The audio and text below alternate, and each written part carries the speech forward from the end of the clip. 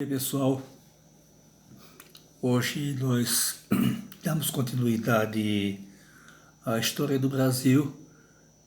Nós vimos o golpe militar que tirou João Goulart do poder, vimos um pouco do governo de Castelo Branco e hoje vamos ver dois generais que dão continuidade a esse governo militar que se iniciou em 1964. Nós temos hoje, então, o Arthur da Costa e Silva e Garrastazu Médici. O governo Costa e Silva, ele é o governo da repressão. 1968 foi um ano de revoltas do mundo todo. França, Inglaterra, vários países da Europa principalmente, teve movimentos estudantis e políticos. E como nós estávamos vivendo um governo militar de repressão, então nossos estudantes foram para as ruas. E então nós temos luta, os militares então têm uma repressão muito grande com relação a esses movimentos. E o governo Costa e Silva, ele faz com que militares da chamada linha dura, aquele pessoal que queria repressão, eles então passassem a governar, a ditar a maneira do governo trabalhar. Uma das medidas mais duras que o governo Costa e Silva toma é o chamado Ato Institucional número 5, o famoso AI-5. Vocês estão lembrados que quando os militares tomam o poder em 64, eles reprimem movimentos trabalhistas, eles reprimem também o movimento camponês, eles têm uma repressão aos intelectuais de esquerda, militares que tinham envolvimento com a esquerda. Então, eles fazem uma série de cassações de mandatos e de expurgos, ou seja, afastamento de pessoas do seu trabalho. Mas em 1968, então, os estudantes são os únicos que continuam resistindo a essa repressão. E, para endurecer, para completar mais ainda, o deputado Márcio Moreira Alves faz um discurso no Congresso criticando o governo militar e ele propõe à população que não vá assistir ao desfile de 7 de setembro. O governo militar, então, ele considera o discurso do Márcio, o deputado Márcio, uma ofensa às Forças Armadas e exige que ele seja processado. A Câmara Federal, ela nega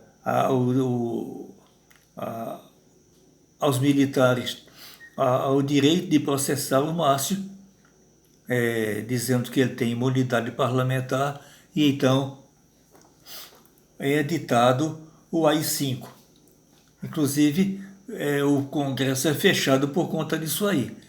O AI-5 ele foi uma edição de mais um dos atos institucionais que ele dá poderes quase absolutos aos governantes militares. Eles decretam com o recesso do Congresso, eles decretam o confisco de bens, eles suspendem os habeas corpus de políticos e restabelece a cassação de mandatos.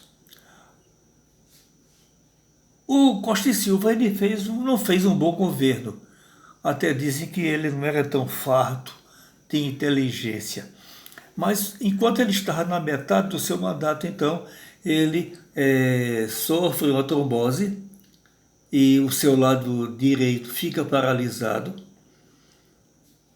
E enquanto ele está ainda tentando se recuperar na saúde, os ministros militares, eles dão um golpe, ou seja, militares do Exército, da Marinha, da Aeronáutica, eles se autonomeiam uma junta e assumem o poder no lugar do Costa e Silva.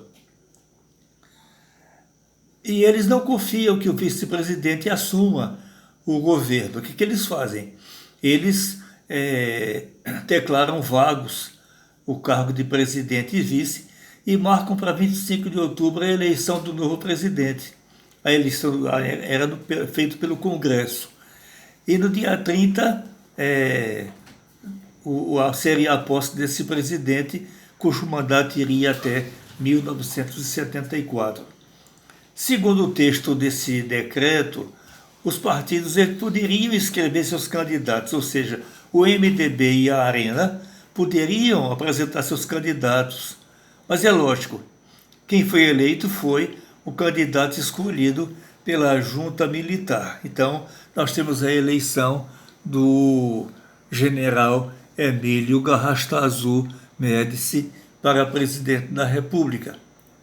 Então, nós temos agora o segundo presidente que nós vamos conhecê-lo hoje. O general Médici, ele foi, além de Costa e Silva, um dos mais repressivos.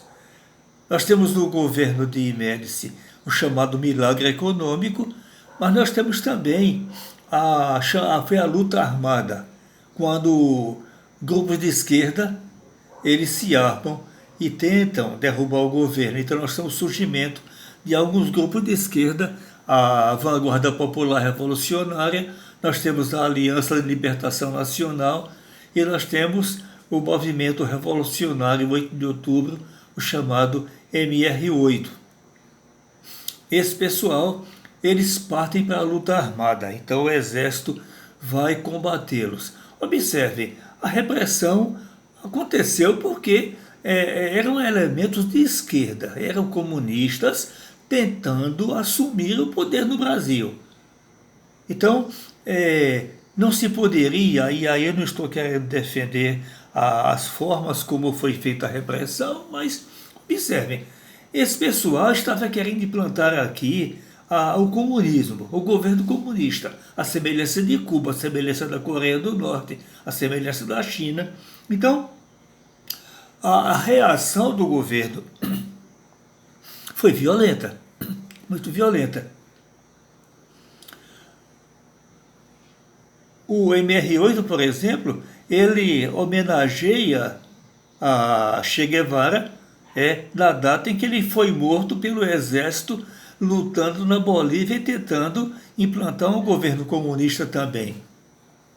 Mas é um momento em que, ao mesmo tempo que o governo reprimia essa luta armada, havia também o chamado ufanismo, ou seja, o governo militar ele procura exaltar o patriotismo. Então está aqui um dos cartazes, né? Ninguém segura mais esse país, Brasil, ame ou deixo, para frente Brasil, a comemoração do tricampeonato da Mundial de Futebol no México. O que foi o chamado milagre econômico? Foi quando o governo militar ele consegue empréstimos no exterior, isso aí vai aumentar a nossa dívida externa, mas eles conseguem fazer maravilhas, né, em termos de obras de engenharia, que até hoje estão aí presentes. Eles constroem a hidrelétrica de Itaipu, na fronteira com o Paraguai, ainda hoje é o maior lago artificial do mundo. Eles constroem a ponte Rio-Niterói, também uma obra de arquitetura maravilhosa, imensa, e eles constroem a rodovia transamazônica. Aquele desejo de evitar que a Amazônia fique abandonada, então eles constroem uma rodovia que a partir do Tocantins atravessa a floresta amazônica toda. Então é o chamado milagre econômico. É quando as coisas são mostradas como resultado de intervenções de obras dos militares. E nós temos também, como eu já mostrei lá atrás, o patriotismo exaltado. Nós temos aqui alguns cartazes, né? Brasil, ame o Brasil, ou deixo. Brasil, ame-o, ou deixo. Ninguém mais segura este país. Eu te amo, meu Brasil. Então, é a época em que é exaltado, né? É exaltado o prazer, o amor, a alegria de ser brasileiro. Nós temos aqui o Gerson beijando a taça Gilles Rimet. Foi quando o Brasil, em 1970, ele conquista o tricampeonato mundial de futebol no México.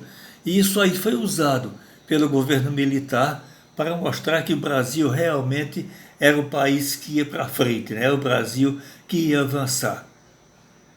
Mas nós sabemos que enquanto havia essa alegria toda, enquanto havia essa animação, essa empolgação, havia também a repressão. Aqueles que não concordavam com o movimento militar, com o governo militar, eles eram presos, eles sofriam todo tipo de perseguição. Infelizmente, acontece isso em qualquer movimento. Se a esquerda tivesse ganhado do Brasil naquela época, com certeza hoje nós teremos um regime de repressão também e talvez pior do que o governo militar. Então, gente, ficamos por aqui. Na próxima aula nós vamos conhecer os dois últimos governantes militares, o Ernesto Geisel e o João Figueiredo. E daí em diante, então, nós temos a abertura política que deu fim a esse governo que durou 21 anos. Bom proveito, pessoal. Leiam o texto, façam suas atividades, aproveitem porque nós estamos retomando os nossos apontamentos do CIEP. Então, vocês que estão atrasados em suas atividades, então corram atrás porque vamos começar a apontar a sua frequência, a sua presença, a sua produção. Um abração, pessoal, bom final de semana, tudo de bom para vocês.